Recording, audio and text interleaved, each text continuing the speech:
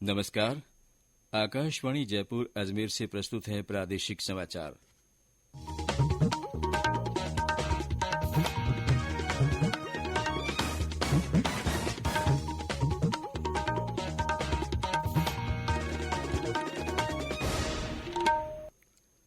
मुख्य समाचार।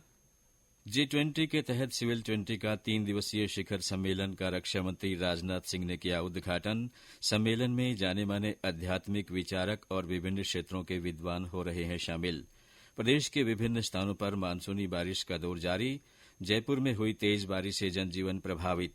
प्रधानमंत्री नरेंद्र मोदी ने कहा, शिक्षा और राष्ट्रीय पाठ्यक्रम ढांचे में समरूपता जल्दी ही लागू की जाएगी। उन्होंने नई शिक्षा नीति के अनुसार स्थानीय भाषाओं में शिक्षा को सामाजिक न्याय की दिशा में एक महत्वपूर्ण कदम बताया।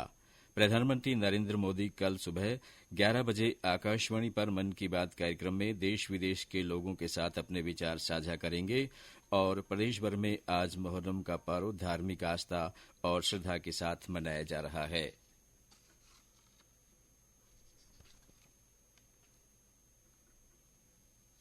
समाचारों के साथ मैं महेश सिंह और अब समाचार विस्तार से।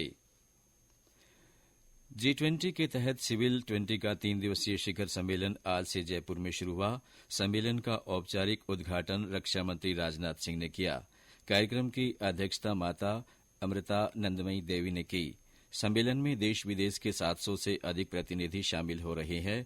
3 दिवसीय शिखर सम्मेलन में शिक्षा और डिजिटल परिवर्तन, लैंगिक समानता और विकलांगता, एकीकृत समग्र स्वास्थ्य, प्रौद्योगिकी, सुरक्षा और पारदर्शिता जैसे विषयों पर चर्चा होगी। सम्मेलन में पिछले महीने में विचार विमर्श के बाद इसके 16 कार्य समूह द्वारा तैयार की गई नीतिगत सिफारिशें प्रस्तुत की जाएंगी। सम्मेलन के पहले दिन इंटरनेशनल एडवाइजरी कमेटी की बैठक आयोजित हो रही है।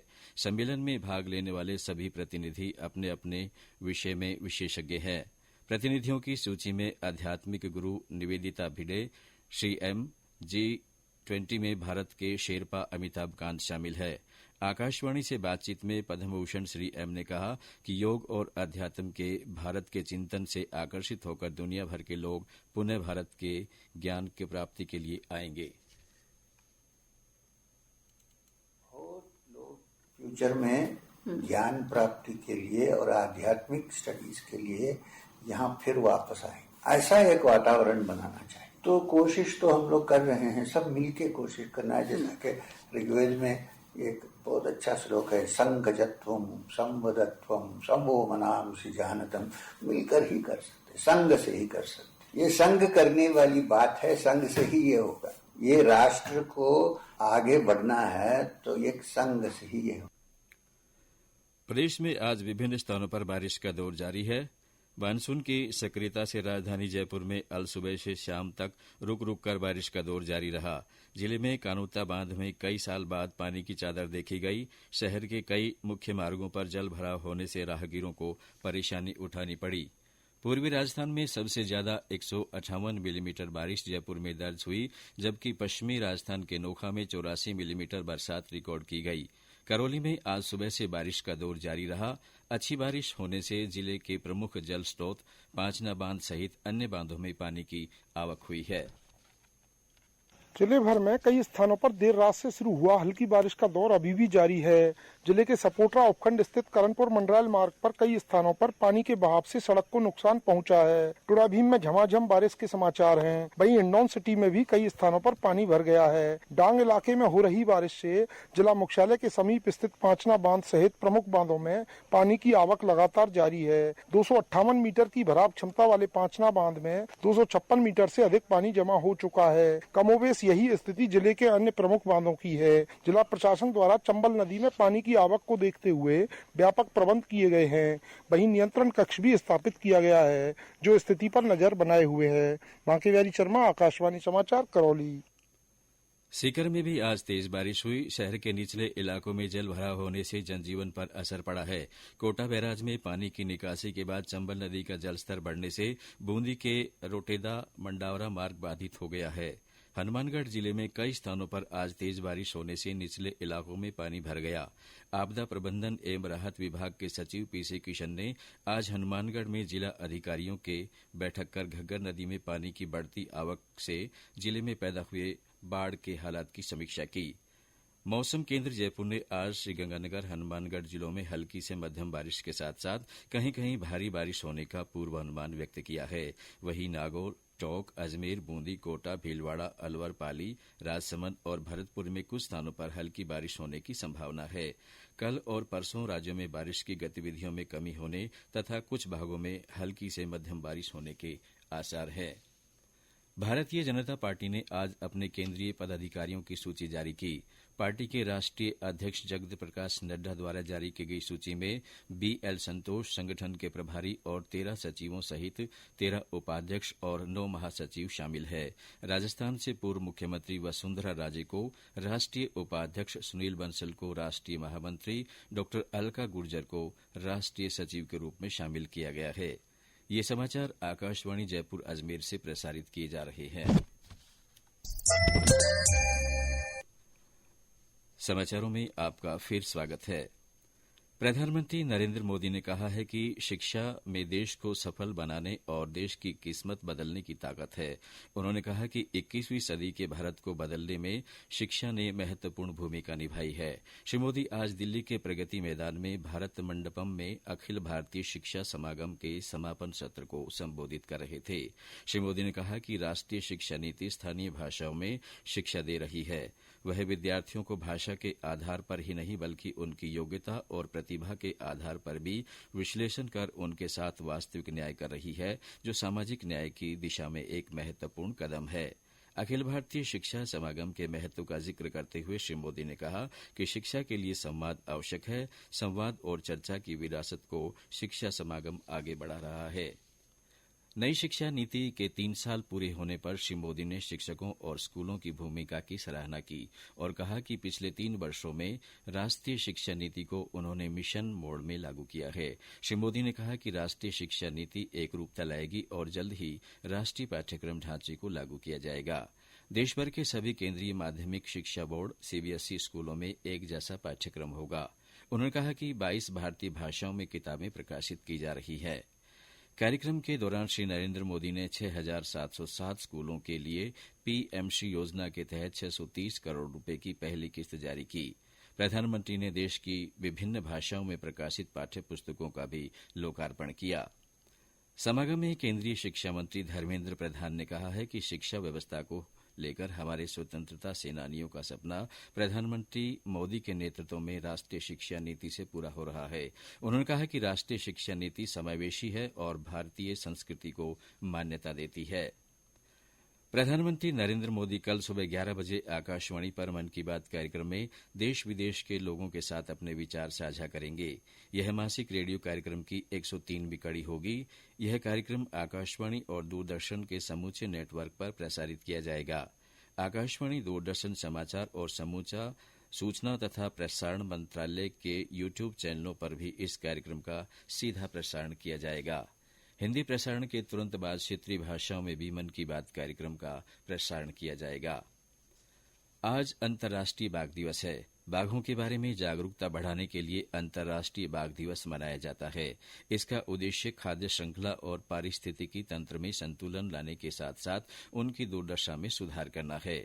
बाघ को international union for conservation of nature की रेड डाटा बुक सूची में लुप्त प्राय जीव के रूप में सूचीबद्ध किया गया है। विश्व में मौजूदा करीब 4,000 बाघों में से 75% बाघ भारत में है। भारत में इनकी संख्या लगातार बढ़ रही है। वर्ष 2018 में इनकी संख्या 2,461 थी, जो 2022 में बढ़कर 3,080 हो गई। बाघों की 3/4 से अधिक आबादी संरक्षित क्षेत्रों में रहती है। वहीं राजस्थान में 4 बाघ अभयारण्य है। रणथंभौर न केवल प्रदेश का सर्वाधिक बाघों में निवास वाला टाइगर रिजर्व है, बल्कि प्रदेश के अन्य टाइगर रिजर्व को भी आबाद कर रहा है। अंतर्राष्ट्रीय बाघ दिवस के अवसर पर प्रदेश में कई स्थानों पर बाघ संरक्षण को लेकर जागरूकता कार्यक्रमों का आयोजन किया जा रहा है। ये समाचार आकाशवाणी जयपुर अजमेर से प्रसारित किए जा रहे हैं।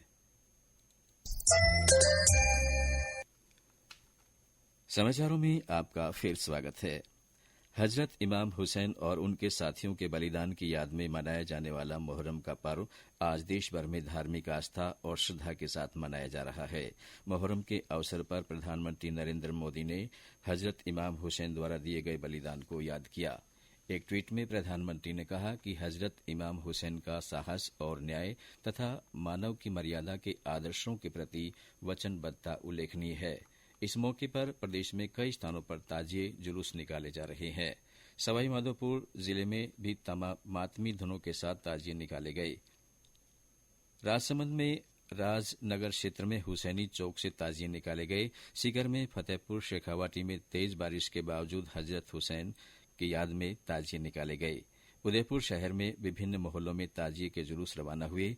बाड़मेर जिले में मोहर्रम अकीदत और एहतराम से मनाया जा रहा है। मुख्य कार्यक्रम जामा मस्जिद में आयोजित किया गया। मातमी धुनों के साथ हजरत इमाम हुसैन की शहादत की याद में ताजिए निकाले गए। ये ताजिए शहर के मुख्य मार्गों से होकर करबला पहुंचे, जहां उन्हें स्पुर्द खाक किया गया। चूरू और नागौर में भी मोहर्रम के मौके पर ताजिए निकाले गए। इस दौरान ताजिए बनाने वाले बीकानेर के कारीगरों को सम्मानित भी किया गया। धौलपुर में भी ताजियों का जुलूस निकालकर घंटाघर स्थित करबला में स्पुर्द खाक किया गया। ताजियों के जुलूस के दौरान शांति और कानून व्यवस्था बनाए रखने के लिए पुलिस और प्रशासन ने व्यापक इंतजाम किए हैं। सीमा सुरक्षा बल राजस्थान फ्रंटियर की ओर से 24वीं अंतर फ्रंटियर फोटोग्राफी और वीडियोग्राफी प्रतियोगिता में शानदार प्रदर्शन करते हुए फोटोग्राफी में चैंपियन ट्रॉफी जीत ली है। वहीं वीडियोग्राफी प्रतियोगिता में उपविजेता के रूप में रनर अप ट्रॉफी हासिल की। इस प्रतियोगिता में सीमा सुरक्षा बल राजस्थान फ्रंटियर के आरक्षक डी रवि ने वीडियोग्राफी में गोल्ड मेडल अपने नाम कर लिया और आरक्षक मनोज कुमार साहू ने भी फोटोग्राफी में सिल्वर मेडल अपने नाम किया। सीमा सुरक्षा बल एकेडमी टेकनपुर में हुई इस प्रतियोगिता में बल की 12 फ्रंटियर की टीम सहित कुल 13 टीमों ने भाग लिया। तीज मेले के पहले दिन 19 अगस्त को जयपुर शहर स्थित राज्य सरकार के सभी कार्यालय, उपक्रमों और शिक्षण संस्थानों में आधे दिन का दोपहर बाद अवकाश रहेगा। मुख्यमंत्री अशोक गहलोत ने इस आशय के प्रस्ताव को मंजूरी दे दी है। उल्लेखनीय है कि इस बार 19 अगस्त को तीज मेले और 20 अगस्त को बूढ़ी तेज मेले का आयोजन किया जाएगा। मानसूनी बारिश के मौसम में उदयपुर जिले में पौधारोपण कार्यक्रम चलाया जा रहा है। जिले भर में पहले चरण में महात्मा गांधी नरेगा योजना के तहत 1,35,528 पौधे लगाए गए। कार्यक्रम के समन्वयक ने बताया कि चलाए जा रहे अभियान में चारागाहों, सड़क के किनारे, नहर, नदियों के किनारे और राजकीय भवनों में पौधारोपण किया गया है। साथ ही व्यक्तिगत लाभार्थियों को भी पौधे दिए गए हैं। बीकानेर मंडल के मंडल रेल प्रबंधक डॉक्टर आशीष कुमार ने आज रतनगढ़ और चूरू रेलवे स्टेशनों तथा बीकानेर चूरू रेल मार्ग का निरीक्षण किया। उन्होंने अमृत भारत स्टेशन योजना के तहत किए जाने वाले विकास कार्यों के प्लान का जायजा लिया। उन्होंने चूरू में लोको पायलट्स और ट्रेन मैनेजरों के विश्राम के लिए बनाए गए रनिंग रूम का भी निरीक्षण किया। इस दौरान जनप्रतिनिधियों ने उन्हें सुझाव भी दिए। भारत और वेस्टइंडीज के बीच दूसरा एक दिवसीय अंतर्राष्ट्रीय मैच आज बारबाडोसा में खेला जाएगा। यह मैच भारतीय समय के अनुसार शाम 7 बजे से शुरू होगा। भारत 3 मैचों की श्रृंखला में 1-0 से आगे है। तीसरा और अंतिम मैच त्रिनिदाद में मंगलवार को खेला जाएगा। इसके बाद दोनों टीमों के बीच 5 2020 अंतर्राष्ट्रीय मैचों की श्रृंखला 3 अगस्त को शुरू होगी।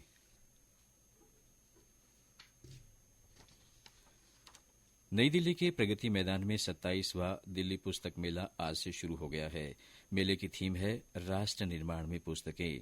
प्रकाशन विभाग 5 दिन के इस पुस्तक मेले में हॉल नंबर 11 के स्टॉल नंबर 12 पर पुस्तकों और पत्रिकाओं का प्रदर्शन करेगा। और अंत में मुख्य समाचार एक बार फिर।